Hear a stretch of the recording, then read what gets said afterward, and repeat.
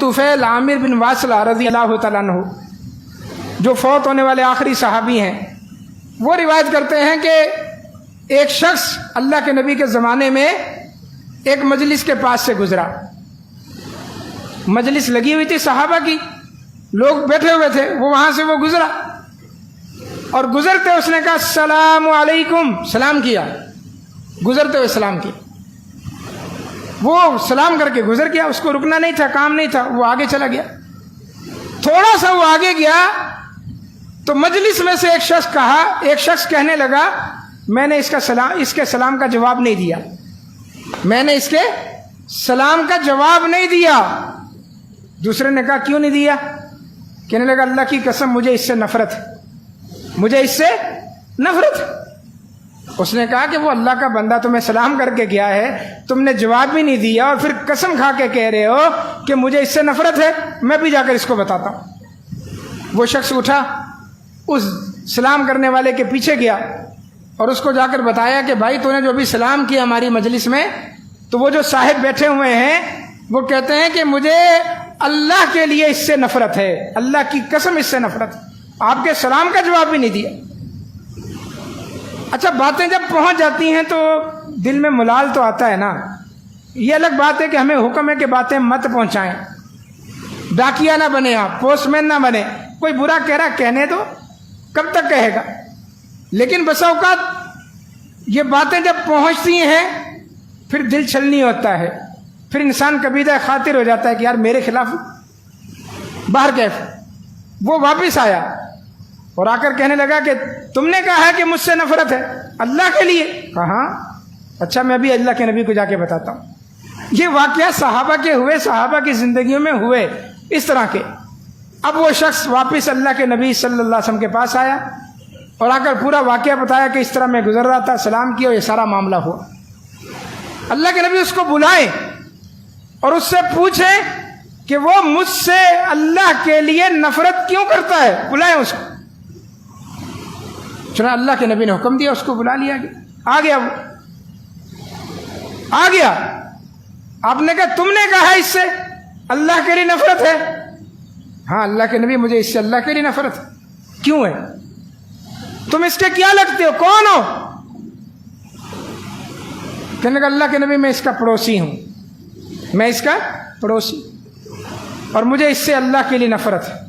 اللہ کے نبی نے پوچھا بھائی کیوں نفرت ہے، نفرت کیوں کرتے ہو؟ کہنے لگا یا رسول اللہ میں نے اس کو فرض نماز کے علاوہ اور نماز پڑھتے ہوئے نہیں دیکھا. یہ بعض بد باطن بدتینت قسم کے لوگ ہوتے ہیں اور کچھ نہیں ملتا، اس طرح کی باتیں لے کر اچھال رہے ہوتے ہیں. ہم نے اس کو فلاں جگہ فلاں آدمی کے ساتھ جاتے ہوئے دیکھا. یعنی کہنے کا مقصد یہ ہوتا ہے کہ یہ نعوذ باللہ کوئی زنا کرنے گیا تھا یا اس طرف کوئی شراب کھانا ہے تو لازمی شراب پینے گیا ہوگا. اپنی طرف سے باتیں گھڑ گھڑ کر الزامات، شیطانی دماغ ہوتا ہے، الزامات گھڑ گھڑ کر دوسروں پر تھوپ رہے ہوتے ہیں. اور جس پر تھوپ رہے ہوتے ہیں وہ بیچارہ بالکل نابلد ہوتا ہے، لا علم ہوتا ہے، معصوم ہوتا ہے، اس کو پتہ بھی نہیں ہوتا کہ میرے بارے میں اس طرح کی باتیں محفلوں کے اندر، مجلسوں کے اندر ہو رہی. اللہ کے نبی اس کو میں نے فرض نماز کے علاوہ نماز پڑھتے نہیں دیکھا. اچھا اور اللہ کے نبی صلی اللہ علیہ وسلم بھی پوچھنے لگے کہ بتا بیٹا اور کیا ہے؟ اللہ کے نبی میں نے اس کو رمضان کے علاوہ روزہ رکھتے ہوئے نہیں دیکھا، صرف رمضان کے روزے رکھتا ہے. اچھا اور کیا اس کے اندر عیب ہے؟ اللہ کے نبی میں نے کبھی فقیر کو دیتے ہوئے نہیں دیکھا، اس کو خرچ کرتا ہی نہیں ہے. فرمایا اور باتیں اس کی ختم ہو. آپ بھی اس طرح کی جو باتیں کرنے والے ہیں اگر ان کو بٹھا کر پوچھیں گے نا کہ آپ فلاں کے بارے میں بڑا بول رہے ہیں، بتاؤ کیا دیکھا ہو، اس طرح کی باتیں ملیں گی اور کچھ بھی نہیں. اور آخر میں جا کر کوئی ذاتی دشمنی نکل آئے گی. بس یہ ہوتا ہے ان نکتہ چینیوں اور عیب چینیوں کا کام، جو لوگوں پر عیب گیری کر رہے ہوتے ہیں، عرب گیری کر رہے ہوتے ہیں. بٹھا کر پوچھیں آپ، کچھ بھی نہیں نکلتا. ذاتی پرخاش ہوتی ہے، ذاتی کوئی مسئلہ ہوتا ہے جس کو لے کر انہوں نے اس کو ایسا بنا دیا ہوتا ہے جیسے کوئی اجتماعی مسئلہ ہے، کوئی جماعتی مسئلہ. اب اس نے تینوں باتیں کہتی کہ فرض کے علاوہ نماز نہیں پڑھتا، رمضان کے علاوہ روزے نہیں رکھتا، اور میں نے کبھی اس کو کسی فقیر کو دیتے ہوئے خرچ کرتے ہوئے نہیں دیکھا۔ اب وہ آدمی کہنے لگا اللہ کے نبی اس سے پوچھیں وضو میں صحیح کرتا ہوں؟ اللہ اکبر، وضو نہیں دیکھا مجھے کرتے ہوئے کبھی، وضو کے اندر تو میرے کوئی عیب نہیں ہے، وضو کرتا ہوں میں صحیح۔ اب خاموش ہو گیا۔ تو کیا دیکھ رہے ہو تم لوگوں کی؟ کیا معاملہ چیک کر، اللہ نے تمہیں اس کام کے لیے بھیجا کہ پہرے لگا کر بیٹھ جاؤ، گھات لگا کر بیٹھ جاؤ، مورچے لگا کر بیٹھ جاؤ، کون کہاں سے آ رہا ہے، کہاں جا رہا ہے، کیا کر رہا ہے؟ یہ اللہ نے تمہیں کام سونپا ہے۔ تمہارا کام تو اصلاح تھا، محبت پھیلانا تھا، اور تم نفرت کے سوداگر بن کر اور نفرت کے داعی بن کر اور اختلافات کو ہوا دینے والے بن کر بیٹھ گئے۔ یہ تمہارا کام نہیں تھا۔ اللہ کے نبی اس سے پوچھیں وضو میں صحیح کرتا ہوں؟ اب اس کا سر نیچے، وضو تو صحیح کرتا ہوں نا۔ اللہ کے نبی جب وضو صحیح کرتا ہوں تو نماز بھی تو صحیح پڑھتا ہوں گا۔ رکوع کرتے ہوئے مجھے دیکھا اس نے۔ اللہ کے نبی اس سے پوچھے رکوع تو میرا صحیح ہے؟ اللہ کے نبی اس سے پوچھیں سجدے میں صحیح کرتا ہوں؟ اللہ اکبر۔ اب وہ سر اس کا نیچے۔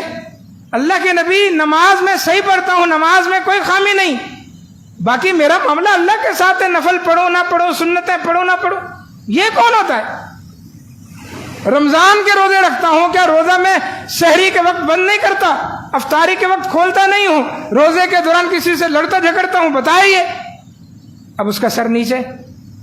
اللہ کے نبی زکوٰۃ دیتے ہوئے کبھی میں نے لیت و لال سے کام لیا ہو، کبھی زکوٰۃ میں کٹوتی کی ہو، کمی کی ہو؟ زکوٰۃ میں وقت میں اور پوری ادا کرتا ہوں۔ اللہ کے بھی نماز بھی میں مکمل پڑھتا ہوں، صحیح پڑھتا ہوں، روزے بھی میں صحیح رکھتا ہوں، زکوٰۃ بھی میں دیتا ہوں۔ اب آپ ہی فیصلہ کریں یہ مجھ سے اللہ کے لیے نفرت کیوں کرتا ہے؟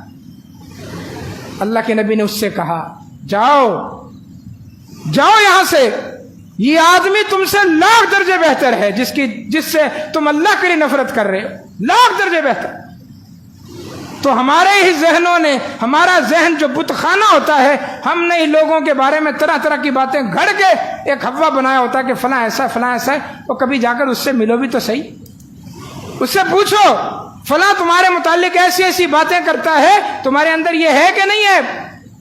تم اس کے ہمنوا بن جاتے ہو، اس کو چڑھا دیتے ہو، اس کو اور ہوا دیتے ہو۔ تو اطاعت امیر کے لیے، جماعتی زندگی کے لیے ضروری ہے کہ امیر کے سامنے سر تسلیم خم کیا جائے، اس کی مانی جائے۔